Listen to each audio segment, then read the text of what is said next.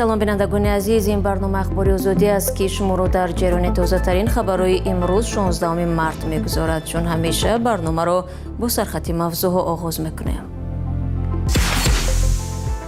қатли як пизишки тоҷик дар афғонистон. Адолат Ҳамидоваро дар зодгоҳаш вилояти Хатлон ба хок супориданд.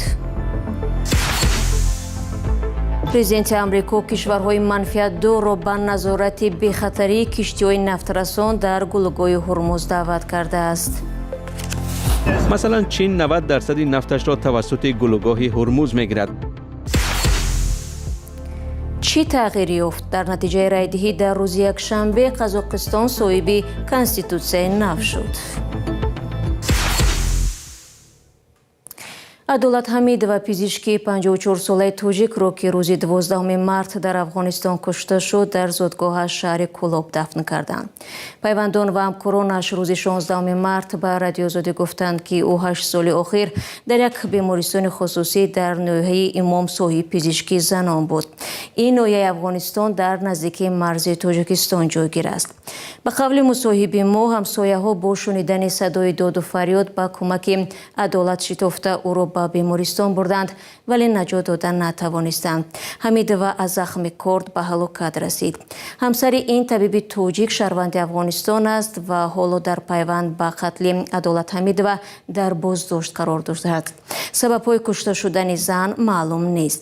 мақомоти Тоҷикистон ва намояндагони Толибон расман шарҳе надоданд. хадамоти тандурустӣ дар Афғонистон ба вижа дар бахши занон бо камбуди шадиди табибон рӯбарӯ аст. вазорати тандурустии ҳукумати Толибон моҳи декабри соли 2024 эълон кард ки духтарон дигар иҷозаи таҳсил дар омӯзишгоҳҳои тиббиро надоранд.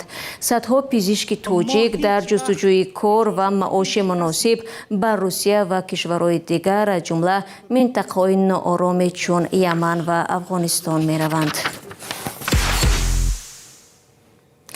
бино ба манбаъҳои Reuters, имрӯз баъди ҳамлаҳои болои бандари нафтии фуҷайраи Имороти Муттаҳидаи Араб ва як муддат боздошта шудани кори он, боркунии нафт дубора аз сар гирифта шудааст. фуҷайра дар халиҷи Умон дар берун аз гулугоҳи Ҳурмуз ҷойгир буда, макони содироти беш аз 1 миллион бушка нафт дар рӯз дониста мешавад. ҳамин гуна дар пайи ҳамлаи паҳбодҳои эронӣ ба маҳаллаи наздики фурудгоҳи байналмилалии Дубай, ин нуқтаи муҳими парвозҳои байналмилалӣ барои чанд соат аз кор монд. дар ҳамин ҳол дар Амрико президент Доналд Трамп кишварҳои ҳампаймонро даъват дорад ки барои назорат аз ҳамроҳии киштиҳо дар гулугоҳи Ҳурмуз иқдом намоянд. ҷузъиёт аз ҳамкорам Хиромон Бақозода. ба гузориши нашрияҳои Wall Street Journal ва Axios, Амрико метавонад ба зудӣ дар бораи эътилофе хабар диҳад, ки барои ҳамроҳӣ кардани киштиҳо дар гузаргоҳи Ҳурмуз ташкил мешавад. ҳамзамон Эрон ҳушдор дод, ки муборизаро давом медиҳад ва Ироқ ҳам мегӯяд таъсири ин ҷангро бараъло эҳсос мекунад. як мақоми амрикоӣ ба шарти фош нашудани номаш рӯзи 15 март ба нашрияи Wall Street Journal гуфт, маъмурияти Трамп ният дорад ҳамин ҳафта эълон кунад, ки чанд кишвар барои таъсиси як эътилоф ба хотири ҳамроҳӣ кардани киштиҳо дар гулугоҳи Ҳурмуз омодагӣ нишон доданд. мо бо кишварҳои дигар дар бораи назорат аз тангии Ҳурмуз дар гуфтугӯ ҳастем. ба бовари ман то ҳол вокунишҳои мусбате ба даст овардем. агар мо ин корро ба анҷом расонидем хуб аст, агар нашавад ҳам хуб аст. гузориш мегӯяд, ин мавзӯъ ҳанӯз дар ҳоли баррасӣ аст ва вобаста аз вазъ дар майдони ҷанг рисолати он метавонад каме дигар шавад. инчунин тибқи ин матлаб барои ширкатдорони эҳтимолӣ замони иҷро номаълум аст, ки ин кор дар давраи ҷанг ё баъд аз хатми он бояд амалӣ шавад. Axios бо такя ба 4 манбаъ каме дертар гузориш дод, ки президенти Амрико умедвор аст ҳафтаи наздик дар бораи ташкили эътилофе хабар бидиҳад ва агар гулугоҳи Ҳурмуз баста ё душворгузар бимонад, ӯ мехоҳад ҷазираи стратегии хорги Эронро ишғол кунад. Амрико рӯзи 13 март ин ҷазираро бомбаборон кард. Трамп дар як шабакаи иҷтимоӣ навишт, кишварҳое ки тавассути гулугоҳи Ҳурмуз нафт дарёфт мекунанд, бояд ғами ин гузаргоҳро бихӯранд ва мо ҳам ёрӣ мекунем. хеле зиёд. масалан чин 90% нафташро тавассути гулугоҳи Ҳурмуз мегирад ва хуб мешавад агар давлатҳои дигар ҳам барои назорат ба мо ҳамроҳ шаванд ва мо ба онҳо ёрии зиёд мерасонем. то ҷои ман медонам аз ҷиҳати ҳарбӣ мо Эронро мағлуб кардаем. раис ҷумҳури амрико дар мусоҳибааш бо нашрияи Financial Times рӯзи 15 март гуфт, агар кишварҳои узви НАТО барои кӯмак ба Иёлоти Муттаҳидаи Амрико дар Эрон омода набошанд, ин паймони низомиро ояндаи хеле баде дар пеш аст. Нашрия ба нақл аз Трамп навишт, беҳтар мебуд онҳое ки аз ин гулугоҳ манфиат мебинанд барои дилпур шудан ба ин ки он ҷо чизи баде намегузарад дастиёрӣ дароз кунанд. сухангӯи ҳукумати Бритониё гуфт, нахуст-вазири ин кишвар Кир Стармер рӯзи 15 март дар суҳбат бо Трамп ба аҳамияти бозкушоии гулугоҳи Ҳурмуз ба хотири поёни беназмиҳо дар интиқолҳои ҷаҳонӣ таъкид кардааст. раиси иттиҳодияи футболи Осиё рӯзи 16 март гуфт, сарфи назар аз таҳдидҳо дастаи мунтахаби футболи мардонаи Эрон ширкат дар мусобиқаи ҷоми ҷаҳонии соли 2026-ро мадди назар дорад. Имсол ҷоми ҷаҳонии футбол дар Амрико, Канада ва Мексика барпо шуда, Эрон яке аз соҳибони роҳхатҳои ин мусобиқаи муътабар аст. ҳафтаи гузашта президенти Амрико Дональд Трамп дар шабакаи иҷтимоии Truth навишта буд ки ҳузури футболбозони эронӣ дар ин мусобиқа онҳоро бо таҳдидҳои амниятӣ мувоҷеҳ мекунад. амалиёти низомии Амрико ва Исроил 28 феврал оғоз ёфта, бар асари он раҳбари ҷумҳурии исломӣ Оятулло Али Хоманаӣ ба қатл расид. рӯзи чоршанбе 11 март вазири варзиши Эрон тахмин карда буд ки мунтахаби футболи Эрон дар ҷоми ҷаҳонии имсола ширкат нахоҳад кард. дар ҳар сурат иттиҳодияи футболи Осиё мегӯяд, то кунун ҳеҷ маълумоте дар бораи дасткашидани дастаи футболи Эрон ба онҳо нарасидааст ва омодагиҳо тибқи нақша пеш мераванд. масъалаи дигаре ки ахиран дар робита бо футболи Эрон вирди забонҳо мебошад, дархости паноҳандагии занони футболбози Эрон дар пайи мусобиқаи ҷоми Осиё дар Австралия аст. дар ибтидо 7 узви ҳайат тасмим гирифтанд ки аз бозгашт ба Эрон даст кашанд, аммо ҳоло маълум шуд ки 5 нафари онҳо назари худро дигар карданд. Сарангези Наврӯзшо бо тафсилоти бештари ин мавзӯъ. расонаҳои Австралия иттилоъ медиҳанд ки узви панҷуми дастаи мунтахаби футболи занонаи Эрон ки қаблан дархости паноҳандагӣ карда буд, фикри худро тағйир дода тасмим гирифтааст ба ватанаш баргардад. вазири маорифи Австралия Джейсон Клер мегӯяд, ӯ ифтихор дорад ки кишвараш ба варзишгарони эронӣ интихоб фароҳам овард, вале на ҳамаи онҳо пешниҳодро пазируфтанд. ба фикрам мо набояд мутаассиф бошем. ман бо кишварамон ифтихор мекунам. мо ба ин хонумҳои ҷавон ҳаққи интихоб додем. бо ин иқдом Австралия собит мекунад ки беҳтарин кишвари олам аст. мо ба онҳо имкон додем ки визаи башардӯстона гирифта дар Австралия монанд, вале баъзеҳо қабул карданду дигарон не. фарқи Австралия ва Эрон ҳамин аст. ҳафтаи гузашта баъди мусобиқаи футбол 6 хонуми футболбози эронӣ ва як узви ҳайати ин кишвар хавф доштанд ки дар Эрон мавриди таъқиб қарор мегиранд. ин нигаронӣ баъд аз он пайдо шуда буд ки онҳо ҳангоми садо додани гимни Эрон дар мусобиқаи ҷоми Осиё хомӯш истоданд. рӯзи якшанбе 3 узви дастаи футболи Эрон дархости паноҳандагиро пас гирифтанд. пеш аз он як узви дигари даста ҳам аз паноҳандагӣ дар Австралия даст кашид. иттиҳоди футболи Эрон мегӯяд, ин афрод дар Малайзия ба дастаи Эрон пайваста ҳамроҳи онҳо ба ватан бармегарданд. оғози мусобиқаи ҷоми футболи Осиё ба ҳамон рӯзҳое рост омад ки Амрико ва Исроил амалиёти низомиро дар Эрон шурӯъ карданд. дастаи футболи занонаи эронӣ як ҳафта пеш аз идомаи ширкат дар мусобиқа маҳрум шуда буд. салом, агар хату хабар мехоҳед мо дорем. навиди бомдодӣ, сархати хабарҳо, ахбори Тоҷикистон ва ҷаҳон, гузоришҳо ва таҳлилҳо. чӣ мегузарад ва чаро? донистан фаҳмидан аст. замима ё апи моро бигиред. шумо барномаи ахбори радиои Озодиро тамошо доред. дар Қазоқистон рӯзи якшанбе 15 март райдиҳӣ барои тағйири конститутсияи ин кишвар барпо шуд ки амалан қудрати президентро қавиву парлумонро заифтар мегардонад.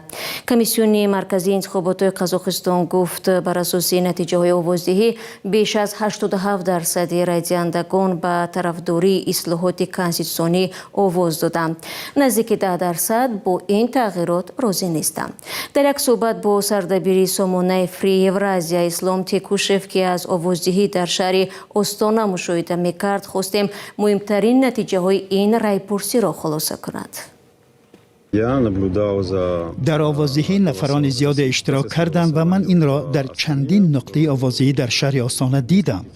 در صحبت به من چندین رای دهنده گفتند که درباره این آوازدهی و تغییرات به کانستیتوسیا و شبکه‌های اجتماعی به خصوص اینستاگرام آگاه شدند. خب مهمترین تغییرات این بر اساس تغییرات کنستیتوسیونی این گزارش از پارلمان دو مجلس به یک مجلس خواهد بود. در این کشور مقام معاون پرزیدنت ایجاد می شود و این چنین اصلاحات کنستیتوسیونی تغییرات در صلاحیت‌های یک قطار ساختارهای دولتی را پیش بینی می کند. این کار چگونه عملی می شود این را وقت نشان می دهد. بعد نشر آخرین نتیجه باید سنه برگزاری انتخابات نو پارلمان اعلان شود. این کار به زودی انجام می شود و پارلمان نو سری کار می آید. دیروز گزارش‌های درباره محدودیت و هم بازداشت‌های چند ساعته خبرنگارانی که خواستند آوازدهی پرزیدنت قاسم جمعرت توقیف را مشاهده کنند رسیده بود. رادیو آزادی گفت پیش از آوازدهی منعقدان تغییرات کانستیتوسیونی زیر فشار زیاد بودند. آیا شما همچنین چیزی را مشاهده کردید؟ در یک نقطه آوازدهی من با رای دهندگان هم صحبت شدم. مثلا یک زن نفقه‌خوری که آمده و مخالف تغییرات کنستیتوسیونی آواز داد به سوال اینکه چرا مخالف این اصلاحات آواز دادید و دربارش چه خبر دارید، گفت طرح نوی کنستیتوسیا به زندگی او هیچ تأثیری نخواهد کرد و مبلغ زیاد مقامات این کشور برای برپا کردن این آوازدهی صرف کردن می توانست با مقصدهای دیگر مصرف شود. وی گفت مخصوص آمده خواست ناراضیت خود را بیان کند و او از چنین امکانیتی استفاده کرد. یک دختر دیگری که در آوازدهی اشتراک کرد گفت برای آینده قزاقستان آواز می‌دهد ولی درباره آنکه چه تغییراتی می‌آورد چیزی نمی‌داند.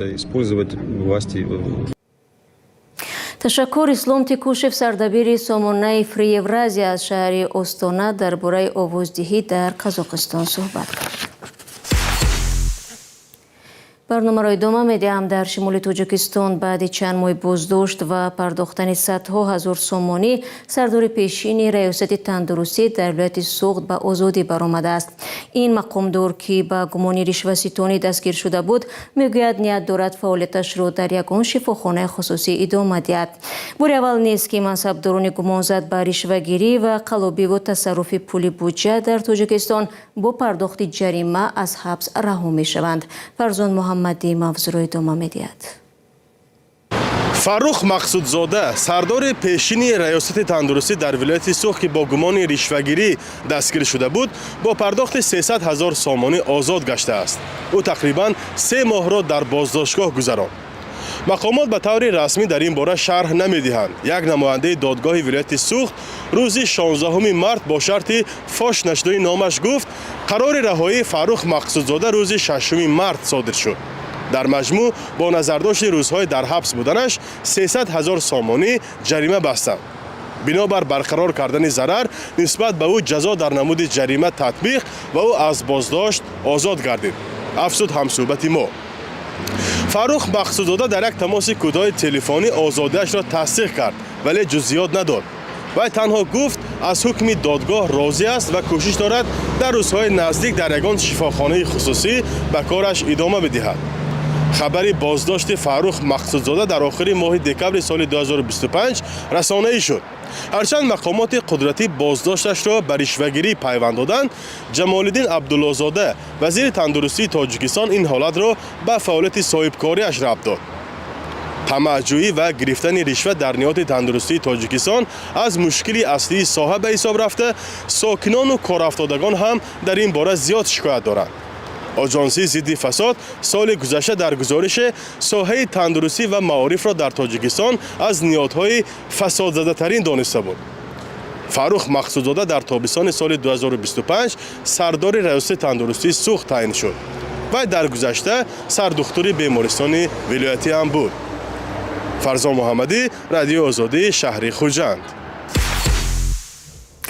دوستان عزیز، با همین اخبار آزادی به پایان رسید. سپاسگزاریم که تا این لحظه ما را همراهی کردید. خبر و گزارش‌های بیشتر رو هر وقت که خواستید در وبسایت azadi.org و صفحه ما در شبکه‌های اجتماعی میتوانید پیگیری کنید. تا ملاقات بعدی خود را احتیاط کنید. از آن وقت و نگهبان حرکت.